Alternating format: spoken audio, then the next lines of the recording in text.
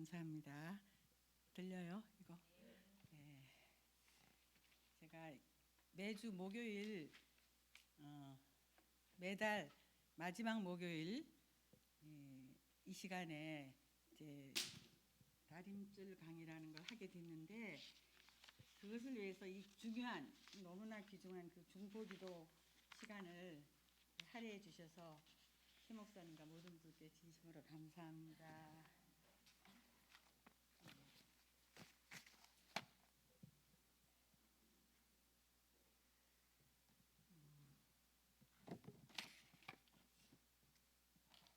준비를 해놔요.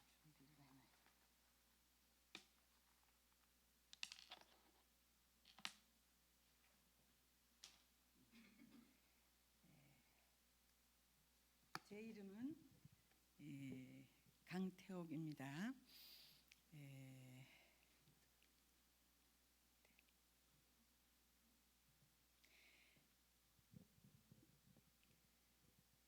이제 그 강의를 시작하기 전에 먼저 저희 가정을 조금 이렇게 소개를 하겠습니다.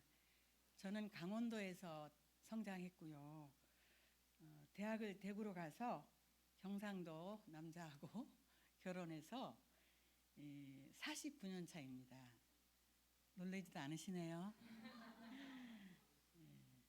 남편은 부산에서 목회를 하셨는데 선교단체, 지역교회 이렇게 합쳐서 39년을 하시고 2012년 6월 이제 만 65세로 조기 은퇴를 하셨습니다.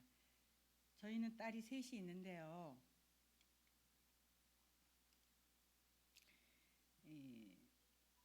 첫째 딸은 사라 가정입니다. 아주 정이 많고 효심이 지극한 그런 장녀 중의 장녀입니다. 근데 그 첫 사위는요, 굉장히 유머가 많고 우리 사위의 그 취미가 수학 문제 푸는 거예요. 카페에 가서 수학 문제 풀고 씩 웃고 그렇게 합니다. 그다음에 둘째 찬미는 아주 섬세한 성격이고 여기도 정이 엄청 많은데, 이제 이 둘째 아이는 목회자 자녀로 컸고 또 둘째로 큰 것에 대한 그런 피해 의식이 좀 있었어요. 근데 지금 아주 좋아졌고요. 지금 미국에 살고 있습니다. 또 셋째 드보라는 아주 낯을 많이 가리는 그런 성격인데요. 저기 아는 분 있죠? 잘 아시다시피 우리 박 목사님 댁 장남 박동훈의 그 아내로서 가정을 이루었습니다. 그리고 이제 손주가 6명이 되었는데 그 중에서 벌써 2명은 이제 대학 입시 준비생입니다. 저거는 6년 전에 찍은 사진인데 가족 사진입니다. 제가 이렇게 가족을 소개하는 이유가 있습니다. 우리가 가족을 통해서 사랑을 배우고 관계를 배우기 때문입니다. 뭐 오해하고 미워하고 웃고 울고 삐지고 화해하고 이렇게 하면서 우리는 가정을 통해서 사랑을 배우고 관계를 배웁니다. 이제 여러분과 함께 그 나눌 다림쭉 사역을 시작하고 발전시키신 그 박사님을 소개하겠습니다. 뉴질랜드 출신 의사시고요. 그 여기 요 뒤에 보면 이런 책이 있는데 내 마음의 벽, 이 책은 12개 나라 언어로 번역된 아주 유명한 책입니다. 또 사실 제가 강의하고자 하는 내용이 거기 다 들어 있습니다. 이 책은 저자가 선교 현장에서 실제로 상담 경험을 통해서 이제 가명을 써서 만들어낸 책이고요. 아내는 간호사였어요. 근데 각자 싱글로서 선교사로 아프리카 가나에 가서 거기서 만나가지고 거기서 결혼을 하고 또 같이 지금까지 사역을 하고 있습니다. 이 다림줄 사역은 거의 한 70개의 나라에서 이렇게 강의가 진행되고 있거든요.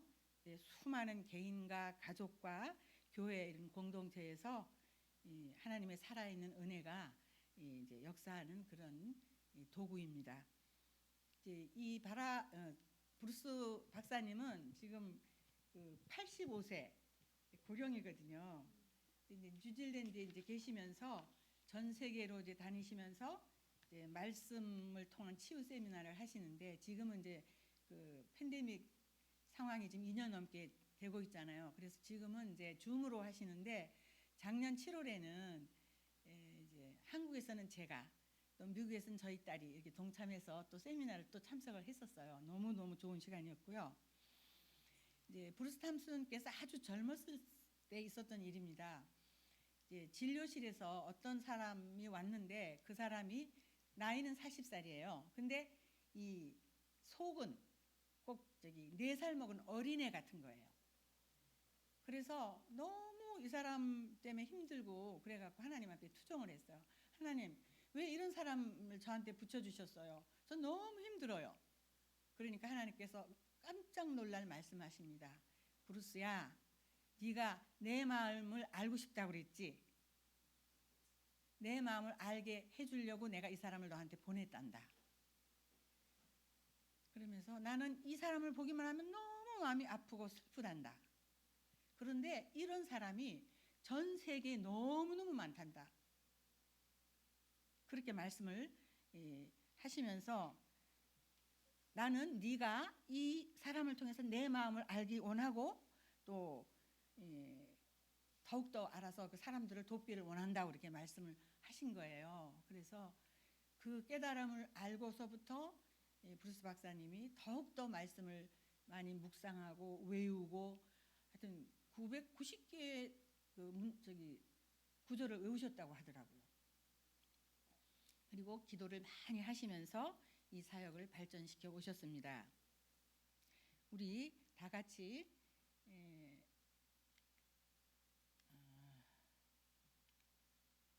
보이죠? 에베소 4장 13절 같이 읽겠습니다. 시작. 우리가 다 하나님의 아들을 믿는 것과 아는 일에 하나가 되어 온전한 사람을 이루어 그리스도의 장성한 분량이 충만한 데까지 이르리니. 이거를 좀 쉬운 성경으로 한번 다시 읽겠습니다. 시작. 우리 모두는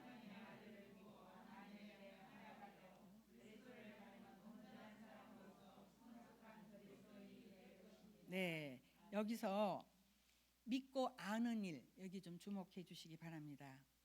우리가 예수님을 만나서 예수님을 나의 구주로 또 나의 주님으로 믿고 거듭나는 것은 한순간에 되는 거잖아요. 근데 그 후에 알아가는 것이 중요하다는 거예요. 예수님의 사랑이 얼마나 큰지, 하나님의 얼마나 인간들을 사랑하시는지, 또 우리를 얼마나 행복하게 살길 원하시는지, 이런 것들을 알아가면 알아갈수록 우리가 성숙해지고 예수님을 닮아가는 그런 행복한 인생이 된다고 이렇게 말씀하시는 것입니다. 그리고 또 우리가 아주 건강한 하나님의 자녀들로, 또 세상에 이렇게 영향력을 주는 그런 사람들로, 예수님을 삶으로 증거하는 그런 사람으로 변한다고 하는 것입니다. 네, 사실 실제로는 우리가 인격의 미성숙 때문에 교회나 가정이나 뭐 사회나 선교지에서, 심지어는 목회 현장에서 많은 문제들이 끊이지 않잖아요. 그러면 우리가 어떻게 지속적으로 주님께서 원하시는 그런 삶을 성장을 할 수가 있는가? 이제 뉴질랜드 속담에 이런 말이 있어요. 사진이나 그림 한 장이 1000마디 말보다 낫다. 1000마디 말보다 낫다. 한번 우리 이 사람 한번 보겠습니다. 그림이 하나 나오죠? 여러분, 이분을 볼 때 여러분 어떤 느낌이 드세요? 네, 크게 말해 주세요. 네, 답답하죠. 예, 또 갑옷을 왜 입었을까요? 아, 방어. 뭘 감추고 싶은 게 있나 보죠? 예, 또 이 사람 여자인지 남자인지 알 수가 있나요? 예, 누군지 모르겠어요. 남자인지 여자인지. 근데 참 이상하게도 제가 이렇게 길을 가다 보면은요, 저기 멀리서 사람이 오는데 저 사람이 여자인지 남자인지 모르겠는 거예요. 머리 모양을 봐도 그렇고 걷는 걸음도 그렇고 옷도 그렇고. 그래서 가까이 오면 이제 가슴을 보면 남자거나 여자거나. 요즘은 굉장히 정체성을 알 수 없는 그런 사람들이 참 많이 있는 것 같아요. 또 자기를 또 잘 알리지를 않고 정체성을 자기도 혼란이 있고 또 감추고 이렇게 사람들이 많이 있는 것 같습니다. 또 이 사람 보면 또 어떤 걸 느끼세요? 표정을 볼 수 있나요? 네. 이분하고 관계하는 게 어떨 것 같아요? 이 사람하고 관계하려면 어떨 것 같아요? 예, 참 힘들 것 같아요. 근데 또 이런 사람도 있습니다. 이 사람은 여자네요. 예. 근데 이 사람을 보면 어떤 느낌을 가지세요? 네. 목욕? 공격할 좀. 예. 예, 그냥 막 걸리기만 해봐라 그러면서 막 그냥 바로 죽여버릴 거다, 막 쏴버릴 거다, 막 이런 막. 네, 또 굉장히 상처를 많이 줄 것 같아요. 그죠? 막 싸우려고 하고 또 뭐 누가 어떤 말 한마디 하면은 막 바로 그냥 대받아치고 신랄하게 비판하는 그런 사람이 아닐까 싶습니다. 그런데 사실 이런 사람이 굉장히 속에 두려움이 많고 불안하거든요. 이제 또 더 다음 그림을 봐. 이 두 사람이 같이 마주보고 있네요. 이것은 무엇을 의미할까요? 어떤 게 연상이 되나요? 네, 대화가 안 돼. 네, 또. 네, 크게 얘기해 주세요. 서로를 방어하고 그래, 그렇죠. 그러니까 뭐 둘이 앉아 있기는 하는데 전혀 소통이 안 되고 또 저 갑옷 입은 사람은 이렇게 생각, 저 여자, 아이고 말 잘하네, 속 시원하겠다. 그래서 부러워할지 모르겠어요. 또 갑옷 아니죠, 활을 든 여자는 상대방을 보고 저 속에 들어가 있으면 참 안전하겠다. 그런 생각도 들 수 있겠죠. 그렇게 하면서 한다는 말이, 야, 우리 나한테 없는 거 있는 거 보니까 조금 매력이 끌리는데, 이렇게 하다가 결혼을 할 수도 있는 거예요. 대체적으로 우리는 자기하고 정반대되는 사람하고 많이 결혼을 하잖아요. 그죠? 우리 목사님 그러세요? 예. 목사님이 굉장히 덕을 많이 봤을 것 같은데, 그죠? 맞나요? 사실 목사님은 늘 이렇게 얘기하시죠. 근데요, 사실은 우리 사모님은 워낙 안 싸우려고 해서 이런 스타일은 아니고 그냥 반대인데, 대부분이 이런 두 사람이 만나면 그렇게 치열하게 싸우는 거예요. 왜 그럴까요? 네? 서로 다르니까. 네, 그렇죠. 그래, 서로 다른 방식으로 살아가기 때문입니다. 그러니까 도무지 이해가 안 되는 거예요, 상대방이. 근데 이제 결혼만 그럴까요? 대부분의 관계에 문제가 있습니다. 우리가 좀 사는 게 어려워도 관계가 좋으면 그냥 살만 하잖아요. 근데 아무리 좋은 집을 갖고 아무리 많은 걸 갖고 아무리 넓은 집에 살아도 관계가 힘들면 그게 지옥이죠. 그죠? 그렇죠? 근데 사실 저희 부부가 있잖아요. 똑 저랬어요. 똑 저랬거든요. 남편은 갑옷 입은 사람이고 저는 화살을 듣는 여자였어요.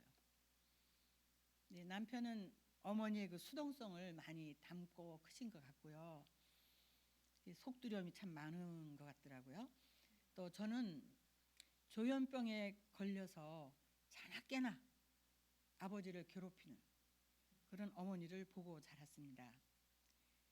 이제 결혼해서 이렇게 말다툼을 이제 하면은요, 남편은 쳐다보지도 않고 아무런 반응을 하지 않아요. 얼마나 답답하겠어요. 그러면 이제 제가 더 화가 나서 언성을 높이고 막 공격을 하고 막 그래요. 어떤 때는요, 서로 다투다가 방문을 나가버리는 거예요. 그러면 막 더 화가 나가지고 씩씩거리고 막 더 날카로운 말을 하고 너네 밥도 뭐 맛도 없게 반찬도 안 해주고 뭐 있는 거 막 내놓고 그렇게 했었습니다. 재밌었겠죠? 근데 사실은 그런 가정들이 많죠. 예, 이제 저희 남편은 대화가 없고 열심히 성실하게 자기 일만 하는 그런 가정에서 성장했고요. 그래서 관계를 맺고 대화하는 것에 대한 게 두려움이 있었던 것 같아요. 저는 뱃속에서부터 거절당한 그런 트라우마가 있는 사람이었습니다. 이제 7번째 저희 엄마가 저를 임신을 했습니다. 그런데 저를 떼려고 뭐 별별 걸 다 해봤대요. 그런데 하나님은 저를 기어코 세상에 보내셨습니다. 여러분, 아기가요 뱃속에 있을 때부터 나를 사랑해 주는지 나를 거절하는지 그거 다 안다는 거 아세요? 그렇죠? 그렇기 때문에 굉장히 그 태교가 중요한 거죠. 저는 거절당할 것 같은 느낌만 받아도 막 무섭게 화를 내고 공격하는 그런 사람이었는데 제가 그 이유를 몰라서 왜 나는 이렇게 화를 잘 낼까? 그런데 특히 다림질을 이렇게 배우면서 그것이 내 속에 있는 두려움, 내가 거절당할 것 같은 그 두려움 때문에 그렇게 그냥 센 척하고 방어를 하려고 막 화를 내고 그렇게 했던 거를 알게 됐습니다. 이제 저희 때는요, 이제 무조건 사명만 보고 결혼하던 시절이었거든요. 그래서 이제 저희 남편은 정말 뭐 좋은 것도 없고 나쁜 것도 없고 아주 그 무미건조한 그런 가정에서 그냥 재미없게 허무하게 살다가 선교단체를 만났는데 너무 신나는 거예요. 뭐 성서, 한국, 세계 선교 이러니까 그래가지고 그 다음부터 막 뭐 사명에 꽂혀가지고 이제 꽂히신 분이고요. 저는 그때 당시 막 예수님을 만나가지고 그 사랑에 감격을 해서 너무 기쁘고 하면서 주님이 원하시면 내가 뭐라도 할 수 있다.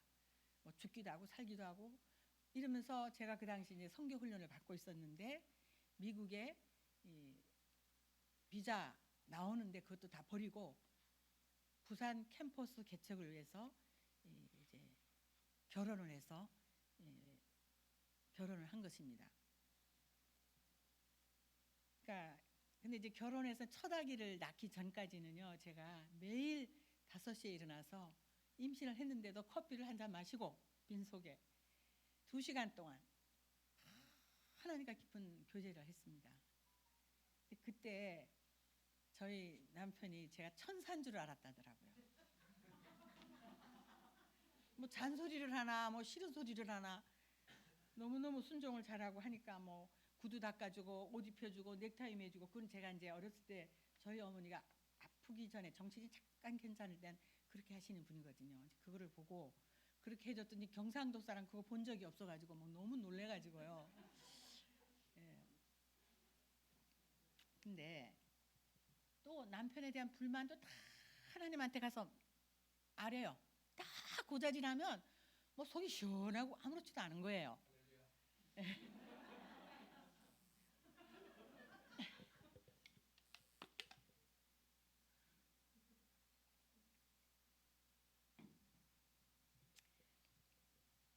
그런데 이제 문제는 제가 첫 아기를 이제 출생하면서 삶의 패턴이 바뀌어 버렸습니다.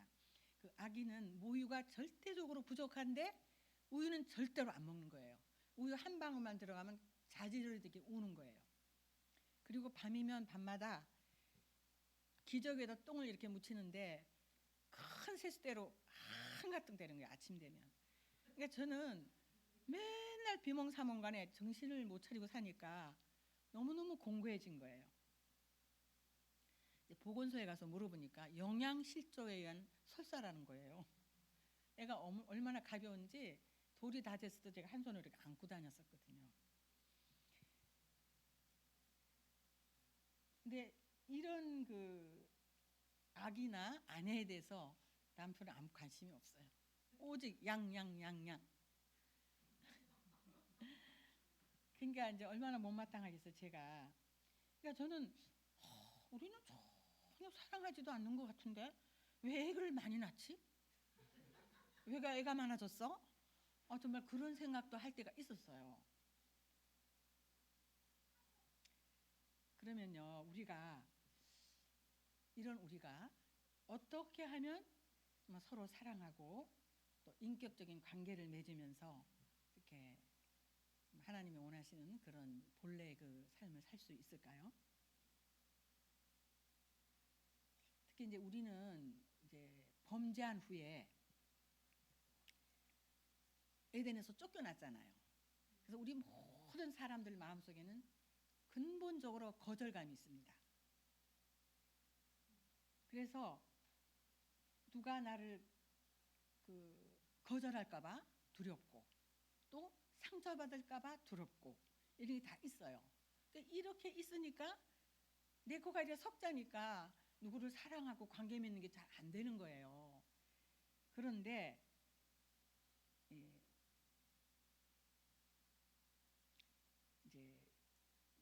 이제 저희 얘기를 조금 더 할게요. 저희는 이제 캠퍼스 개척이라는 그 사명 하나를 가지고 이제 그 결혼을 했잖아요. 그래서 둘 다 이제 사명을 위해서 전문직을 버렸습니다. 교사직을, 간호사직을 버리고 이제 우리는 이제 그게 하나님을 사랑하는 거라고 생각한 것 같아요. 또 남편은 양들에게 밥을 많이 먹이는 것을 이제 사랑이라고 생각한 것 같아요. 근데 문제는 바로 옆에 있는 사람이 어떤지를 모르는 거예요. 뭐 집에 쌀이 있는지 반찬이 있는지 모르는 거예요. 미안한데 욕하는 것 같아가지고 사람이 너무너무 달라졌기 때문에 하나님께 큰 영광이 되는 거죠. 예. 혹시 비슷한 사람이 있나요? 자기 집에? 근데 이제 뭐 묻지도 않고 모르고 이제 그렇게 했습니다. 제가요 전당포회를 한 달에 한 번씩 갔었어요. 그 결혼 시계를 맡기고 찾아오고 그거 갖고 돈을 좀 마련한다고. 제 시계는 영원히 못 찾았고요. 네, 이렇게 이제 해서 우리가 부산 이제 개척 역사를 이제 시작을 했는데 사람들이 모이는 거예요. 저는 이거 좀 기적이라고 생각합니다. 어떻게 우리 같이 이렇게 영적으로 어리고 예수님도 잘 모르는데 사람들이 모여갖고 말씀을 배우고 이렇게 한단 말입니다. 정말 하나님은 친히 그의 역사를 하시는 것을 저는 보았습니다. 네, 이제 우리가 이렇게 이제 어리고 막 사랑도 모르고 막 고생하고 이렇게 하면서 이제 자신에 대해서 깊이 절망하고 바닥을 쳤을 때, 그래서 저는 이제 목회를 그만두자고 거의 1년 반 정도 목사님을 졸랐어요. 우리 평신도로 돌아가자고.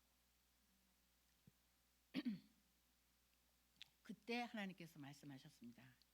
내가 너희에게 사랑을 가르쳐 주겠다.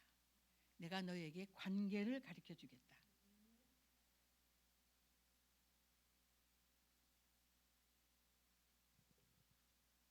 그래서 사실 이제 우리 인간은요 누구나 다 하나님의 형상대로 이렇게 지어졌잖아요. 그렇기 때문에 다 사람 속에 사랑이 있죠. 우리 속에 있는데 이제 우리가 이렇게 살면서 남편이 나를 안 사랑하는 것 같아. 또 남편은 나를 인정 안 해주는 것 같아. 뭐 이렇게 하면 서로 이렇게 이제 불신을 갖게 되면 우리 속에 있는 그 하나님이 심어주신 그 사랑이 다 도적질 당하는 거예요. 다 없어져 버리는 거예요. 근데 이것이 바로 마귀의 전략입니다. 마귀는 우리를 이간질시키는 것이 이제 제일 원하는 거잖아요.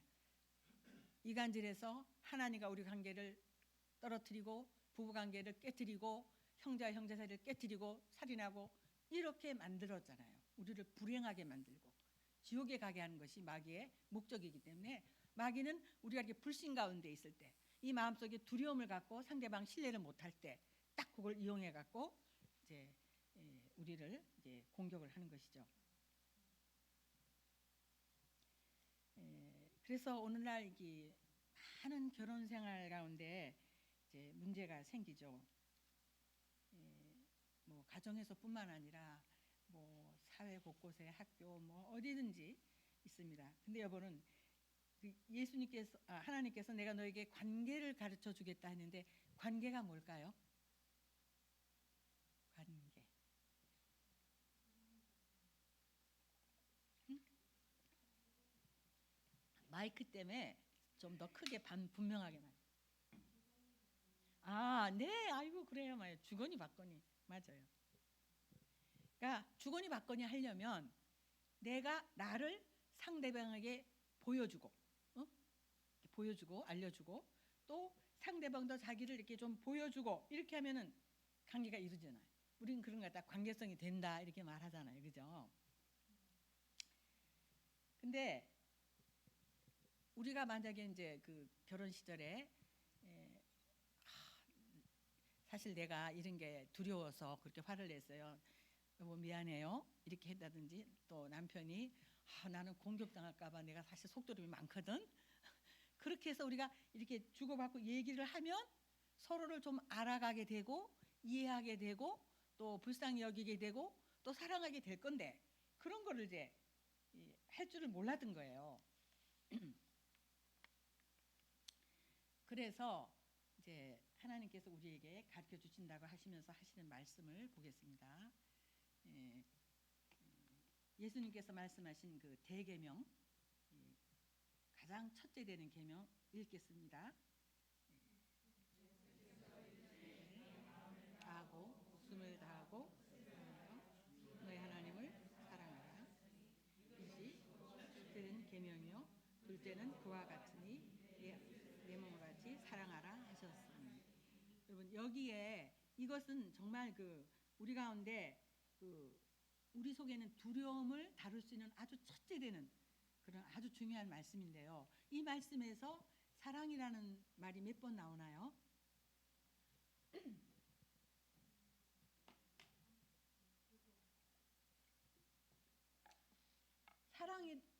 사랑의 종류는 몇 개 있어요? 네? 그래요. 우리 목사님 말씀하셨습니다. 최 목사님 세 가지가 있죠. 이게 사랑이라는 단어는 두 개 나오지만 첫째는 하나님을 사랑하라. 그다음 내 이웃을 사랑하라. 그리고 세 번째는 자기 자신을 사랑하라 그랬습니다. 근데요, 여러분 굉장히 중요한 건데 여러분 자기 자신을 사랑하십니까? 네. 아주 좋습니다. 자기 자신 사랑해요? 예. 옛날에는 어땠어요? 그렇군요. 네. 사랑하다며 전쟁을 하시군요. 네, 그래요. 여러분을 그 어떻게 사랑합니까? 내가 나를 사랑하면 난 어떻게 나를 사랑해요? 응? 아니 조금 실제 구체적으로 자기가 자기를 보고 어떻게 위로해요? 너는 잘할 수 있다. 예, 우리 최 목사님 늘 설교에서 말씀하시지만 정말 잘하시는 것 같아요. 자기가 자기를 보고 괜찮아, 너 잘하는 거야, 잘하고 있어 이렇게 말해주는 게 굉장히 중요합니다. 그리고 우리가 때로는 자기가 스스로 이렇게 손을 이렇게 얹고 나를 떠들겨주는 거예요. 괜찮아, 괜찮아, 사랑해, 사랑 한번 해보세요. 사랑해, 자기 이름을 부르면서 사랑해, 그리고 괜찮아, 괜찮아, 실수해도 괜찮아, 잘못해도 괜찮아, 그 정도는 괜찮아 이렇게. 근데요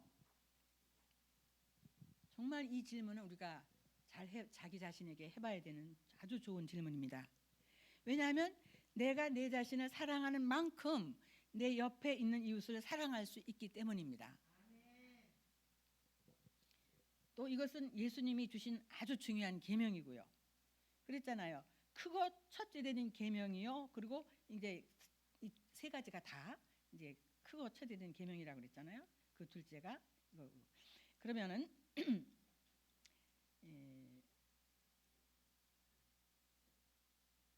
우리 여기 이제 와 계시는 분들 전부 다 이제 그 하나님을 사랑하시니까 오셨잖아요. 맞죠? 그죠? 그죠? 근데 예, 우리 자신을 아까 사랑한다 그랬는데 얼마나 사랑하니까 아까 끔찍하게 사랑한다 그랬나요? 예, 그랬는데 그러면 조금 구체적으로 한번 물어볼 텐데요. 이거를 그 우리 여기 폰 같은 데 보면 메모지나 있고 또 종이가 있는 사람은 한번 적어 보실래요? 예, 나는 내가 혼자 있을 때 나 자신에 대해서 혼자 있을 때 나 자신에 대해서 어떻게 생각하는가, 나를 어떻게 생각하는가, 또 혼자 있을 때 내 자신에 대해서 어떤 느낌을 갖는가,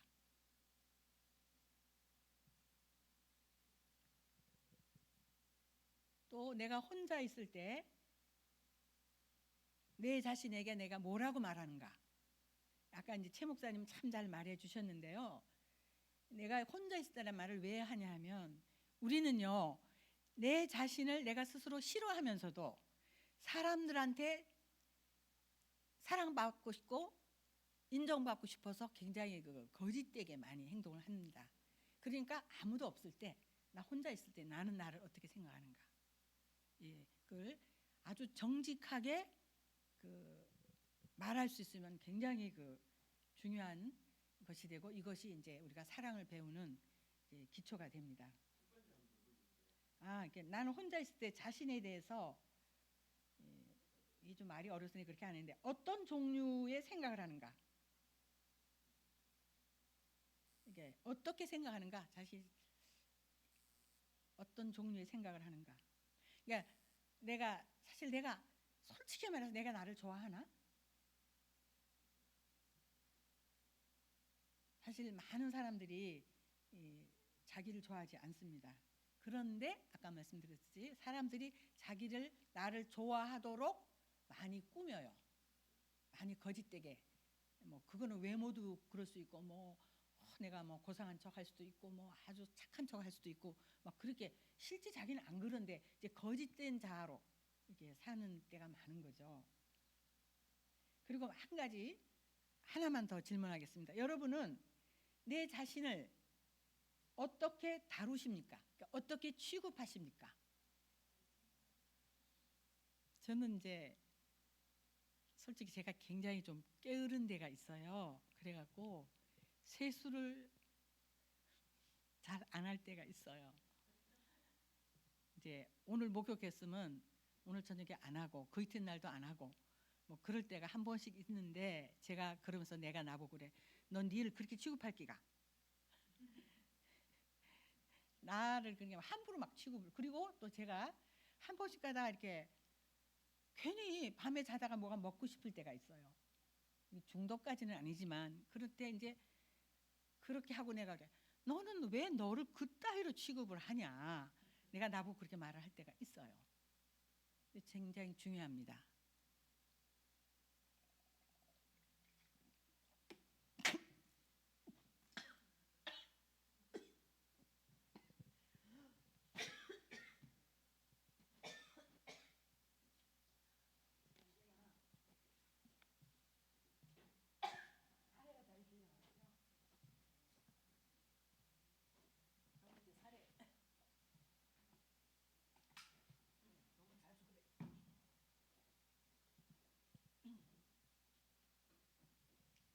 우리가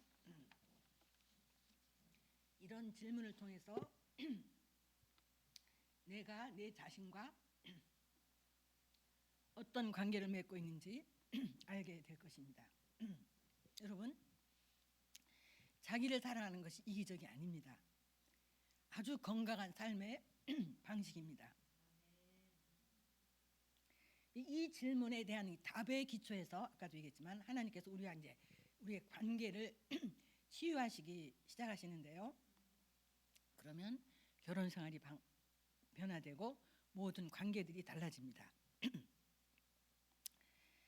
우리 스스로를 사랑하는 것을 배울 수 있기 때문에 또 서로가 서로를 진정으로 사랑하는 것을 배울 수 있게 되기 때문입니다.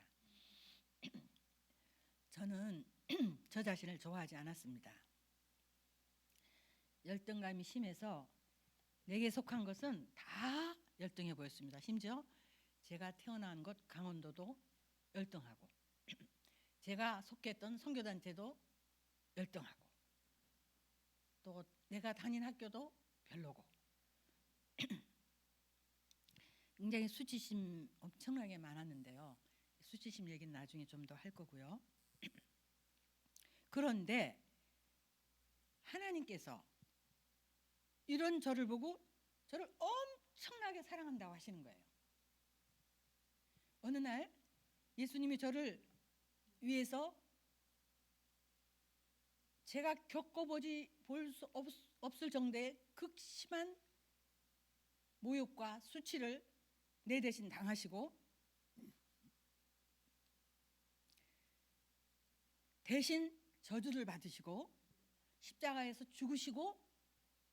죽으셨다 부활하셨다는 사실이 확 믿어지는 거예요.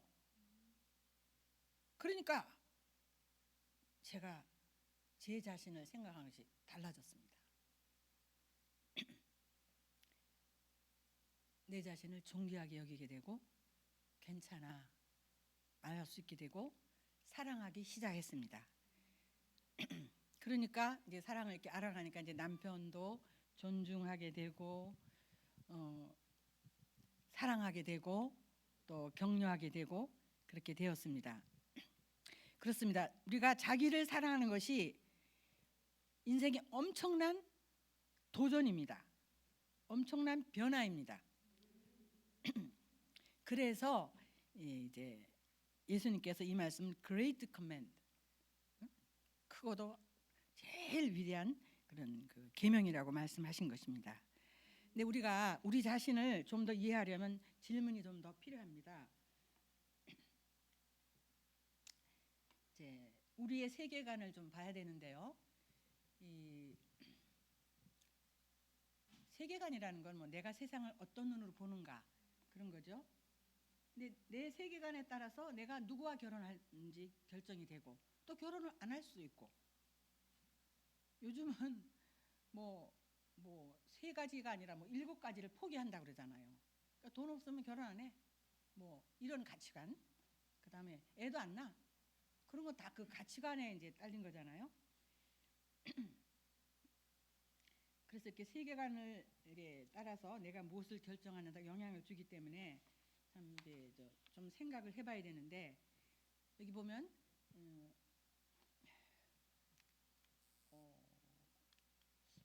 이게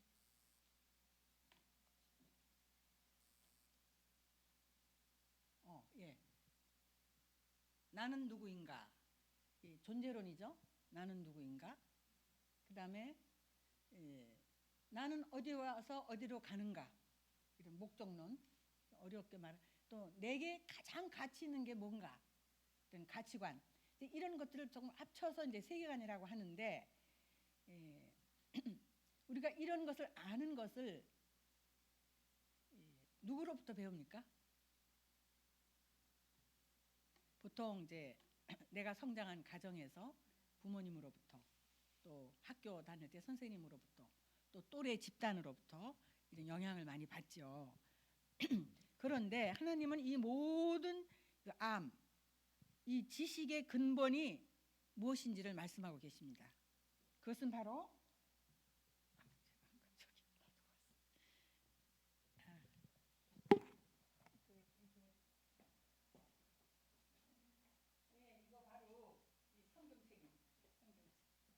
하나님은 이 책에서 우리가 어떤 것을 배우는 것보다도 이 책에서 이 책에 가장 권위가 있다고 그렇게 말씀을 하십니다.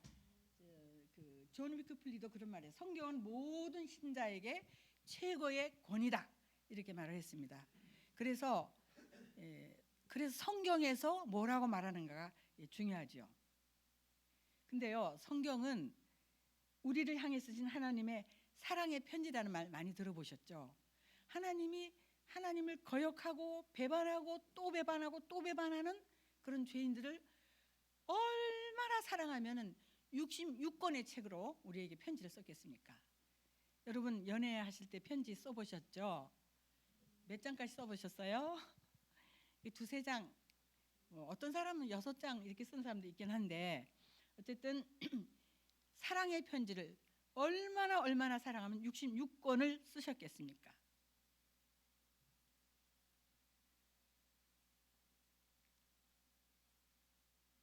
성경은 저와 여러분이 최고로 행복한 삶이 무엇인가를 가르쳐 줍니다. 그럼 우리 좀 안으로 다시 들어가서 구체적으로 이제 나는 누구인가 이제 그 안에서 이제 들어가면 이게 이제 정체성, Who am I? 제가 또 하고 싶은 말이 있습니다. 그 앞전에서 이 말씀이 그렇게 중요하잖아요. 그렇기 때문에 우리 최 목사님이 이제 석 달마다 한 번씩 뭐라고 하냐면은 여러분 매일 성경 꼭 읽으시고 이거 읽으시면 3년의 성경 전체 다 읽습니다. 아주 좋아요. 그래서 매일매일 성경 읽으라고 권하십니다. 또 이번 이제 2월 초부터 요한복음, 창세기 이제 말씀 공부가 들어가는데 이 공부에 많이 참여할 수 있기를 간절히 바랍니다. 하나님의 말씀은 놀랍습니다. 그 말씀이 살아있는 하나님의 말씀이기 때문에 우리 생각을 쪼개고 우리 생각이 뭔지 다 보여주시고 우리를 변화시키시고 성장시키기 때문입니다. 다시 이제 여기 나는 누군가 돌아와서요. 우리가 모세를 한번 생각해 보겠습니다. 이제 어느 날 하나님께서 이제 미디안 광야에 이제 있는 그 모세를 찾아오셨습니다. 그리고 모세야, 내가 애굽에서 종살이하는 내 백성을 약속의 땅으로 데려가야 되겠다. 내가 그 일을 해야 되겠다. 근데 모세가 뭐라고 대답합니까? 예, 고맙습니다.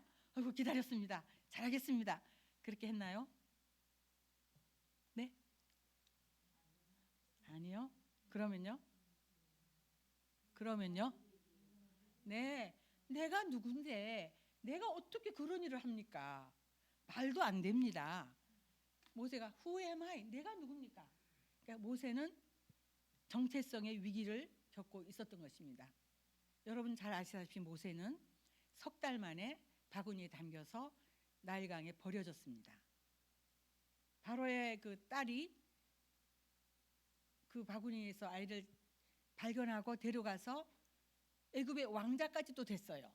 그러나 나이 40이 돼서 밖에 나왔다가 근데 이제 그 젖을 먹인 사람은 친모잖아요. 유모가 이제 자기 친어머니가 이제 젖을 먹이면서 모세에게 가르쳤대.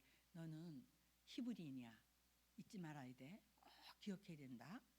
그러면 이제 그랬는데 이제 왕궁에서 모든 이제 그 교육을 다 받은 이제 모세가 어느 날 밖에 나왔는데 애굽 사람들이 너무 동족을 학대하는 거예요. 그래서 확 분이 나가지고 그냥 쳐 죽여버렸습니다. 그리고 얼른 그냥 이제 모래에다 숨겨버렸는데 그거를 동족이 본 거예요. 동족이 고발한 거예요. 결국은 쫓기는 시체가 돼서 이 미디안 광야로 도망을 가게 됐습니다. 그러고서 거기서 결혼하고 아들 낳고 아들 둘 낳고 이제 이렇게 처가살이를 하면서 40년을 보낸 것입니다.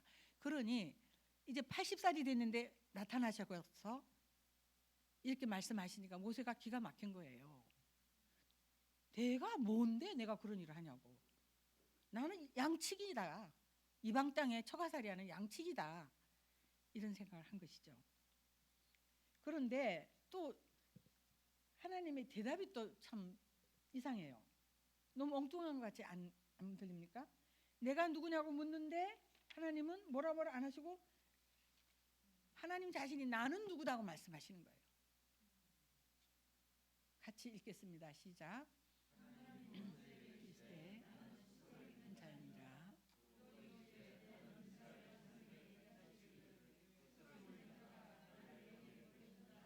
네, 여기 스스로 있는 자라는 하나님께서 자기 자신을 스스로 있는 자라는 말씀 두 번이나 하십니다. 이게 무슨 뜻입니까? 무슨 뜻일까요? 하나님은 모든 것의 출발점이 되신다는 그런 말씀입니다. 그래서 모세 보고 모세야, 내가 나를 알면 더 많이 알면 알아갈수록 네 자신이 누구인지를 알게 될 거다. 이게 바른 대답이시죠. 우리는 하나님의 형상대로 지음 받았다고 받은 걸 알고 있잖아요. 그렇기 때문에 내가 누구인지 알고 싶으면은 너를 존재있게 한 그 하나님을 더 깊이 갈망하라는 거예요. 우리가 정말 하나님 더 알고 싶습니다. 하나님 경험하고 싶습니다. 하나님의 사랑을 정말 내 전 삶을 통해서 체험하고 싶습니다. 이렇게 갈망하고 기도하면서 알아갈 때 내가 얼마나 소중한 존재인지를 알게 된다는 것입니다. 얼마나 소중한 하나님의 황공주요 황태자요 아들이고 딸인 것을 알게 된다는 것입니다. 하나님이 나를 사랑하신 것을 알면은 우리는 정체성이 분명해지고 마음의 방향이 끝이 납니다. 인생의 목표와 비전이 생기는 것입니다. 나는 누구인가?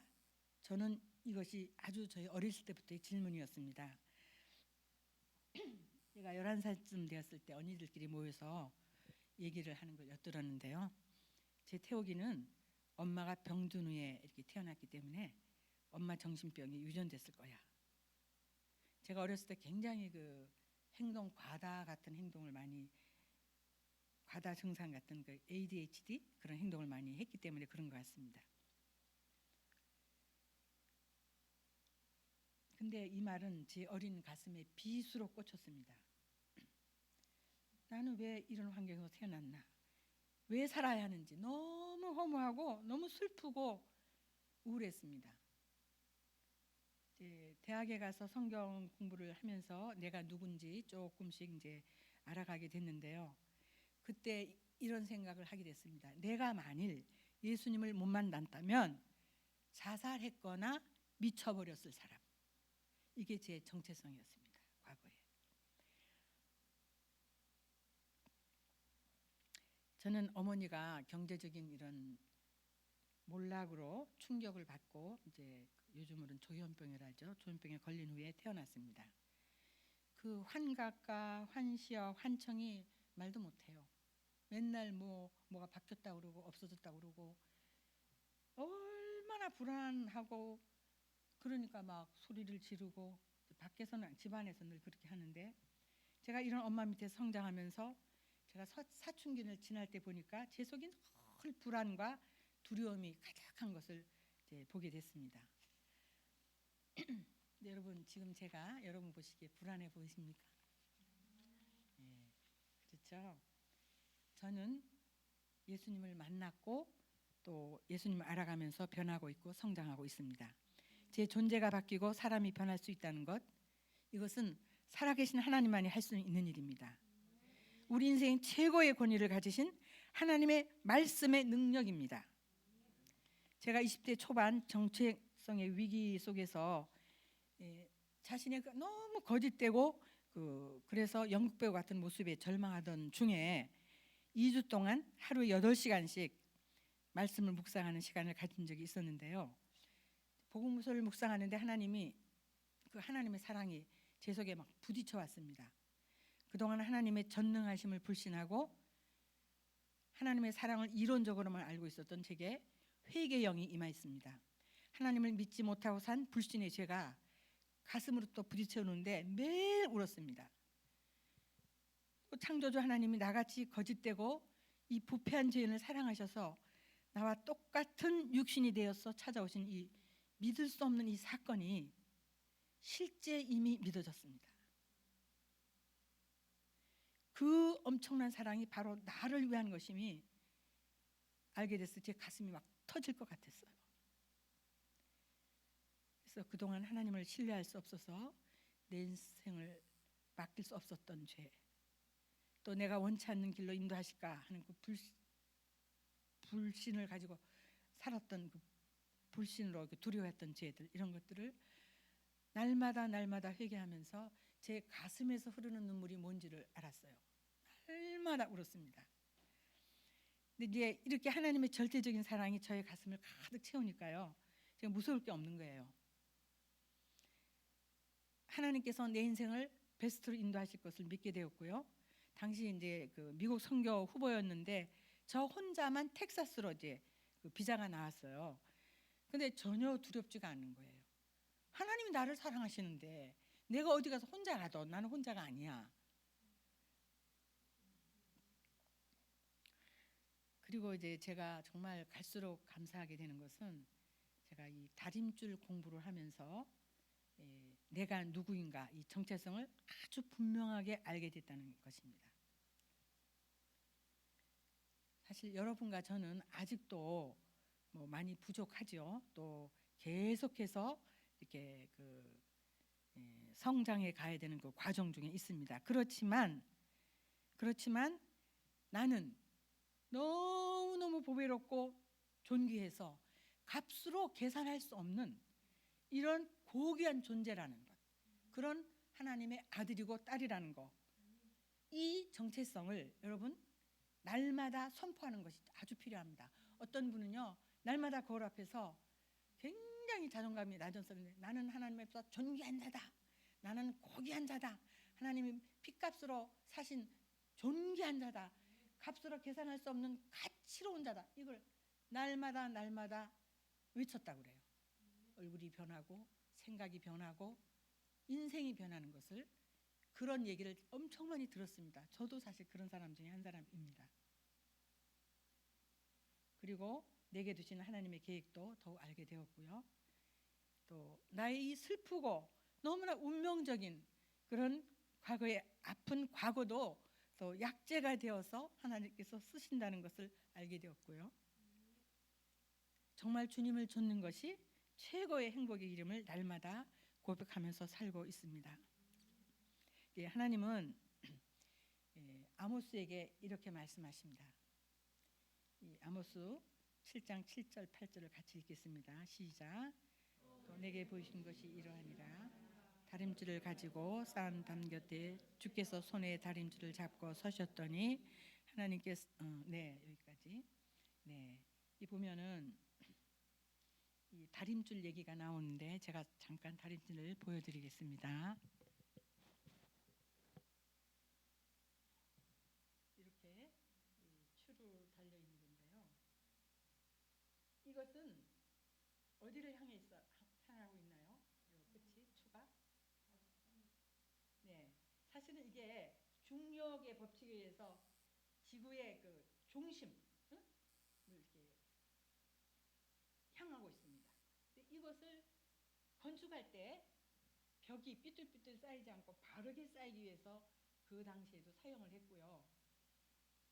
이집트에서 아주 일찍 이걸 사용했다 하더라고요. 건축 그 도구로서. 근데 하나님께서 지금 아모스 보고 뭐라고 말합니까? 쌓은 담 곁에서 그것을 이렇게 서면서 이것을 세우라고 했습니다.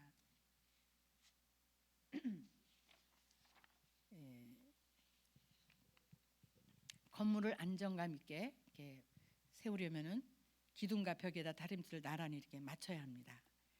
그렇지 않으면 그 벽이 무너져 내릴 수가 있죠. 광주 그것도 무슨 그런 문제가 있다 언뜻 들었어요. 하여튼 뭐 그 단순히 겨울에 빠르게 이렇게 지은 것뿐만 아니라 뭔가 그 버팀 이게 하여튼 좀 정확히는 못 그냥 지나갈게요. 근데 이제 아모스 당시 기원전 8세기 때 이스라엘은 정말 경제적으로 풍요로운 그런 삶을 살았다고 합니다. 아주 축복을 누릴 때였는데요. 근데 영적으로 도덕적으로는 아주 그 타락이 극도에 달한 때라고 하였습니다. 이런 상황에서 하나님께서 아모스를 부르시고 말씀하시는 것입니다. 그의 임무는 사회적 종교적 타락을 고발하고 하나님의 심판이 임했다는 것을 경고하는 것이었습니다. 하나님은 무너져 내려 망할 것 같은 이스라엘을 향해서 다림질을 내리라고 하십니다. 다림질을 내림으로써 그 백성이 얼마나 하나님으로부터 멀리 떨어져 있는가를 보게 하십니다. 회개의 기회를 주시기 위함입니다. 그러므로 하나님께서 다림질을 내리시는 이유는 바로 사랑입니다. 하나님은 그분의 백성으로 부르신 그 모든 한 사람 한 사람에게 다림질을 내리기를 원하십니다. 왜 그렇습니까? 예레미야서 17장 읽어보겠습니다. 시작. 만물보다 거짓되고 심히 부패한 것은 마음이라. 인간이 범죄한 후에 근본 타락한 그 인간의 본성은 너무너무 죄악되다는 것입니다. 그래서 은혜 기억 상실증 환자 같아요. 조금 힘들면 그냥 부르짖다가 또 문제 해결되면 룰루랄라 하나님 나 혼자 살 수 있어요 이렇게 하죠. 이것이 우리 마음에 하나님께서 다림질을 내리지 않을 수 없는 이유입니다. 왜요? 사랑하기 때문에. 그러면 여기 보겠습니다. 여기 벽이 보이는데요. 이 벽은 무엇을 상징할까요? 네, 꼭 그냥 무너질 것 같아요. 근데 이 담은 한 개인의 삶일 수도 있고요. 또 이스라엘 백성 한 나라일 수도 있고요. 또 가정, 심지어는 교회를 상징할 수도 있습니다. 교회일 수도 있습니다. 왜 그럴까요? 우리가 잘 알죠. 지구촌의 이 모든 나라들과 교회들이 하나님보다 하나님이 주신 축복을, 그 물질을, 명예를, 또 세상 것들을 더 사랑하는 그런 것을 우리가 보기 때문입니다. 물론 경주선교회는 안 그렇죠. 우리는 너무너무 하나님을 사랑하고 겸손하게 기도하는 교회인 줄을 믿습니다. 또 우리가 참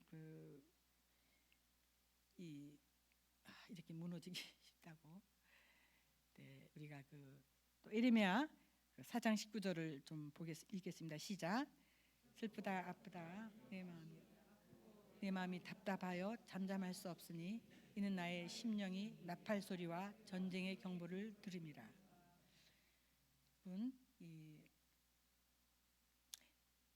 예레미야는 눈물의 선지자라고 했잖아요. 근데 예레미야가 내 마음이 답답하여 이렇게 말했는데 이게 영어 스탠다드 버전에 보면은 The walls of my heart라고 했어요. 내 마음의 벽. 이걸 뭘 말하냐면 예레미야가 그 당시에 이스라엘 백성들의 모습을 보니까 막 가슴이 심장마비 걸 거예요. 심장이 팍 터져. 우리 심장이 이제 생물학적인 구조가 심실과 심방이 있는데 그 사이에 벽이 있다고 그래요. 근데 그게 터질 것 같은 그런 아픔을 느끼는 거예요. 왜? 나팔 소리와 전쟁의 경보를 들으면 하나님의 심판이 임하는 것을 보니까 너무너무 아픈 거예요. 이러니까 하나님은 우리를 도우셔서 회개시키시고 살리시기 위해서 다림줄을 내리시는 겁니다. 네, 이제 근데요. 앞에 하나 우리 잠언 말씀을 읽겠습니다. 시작.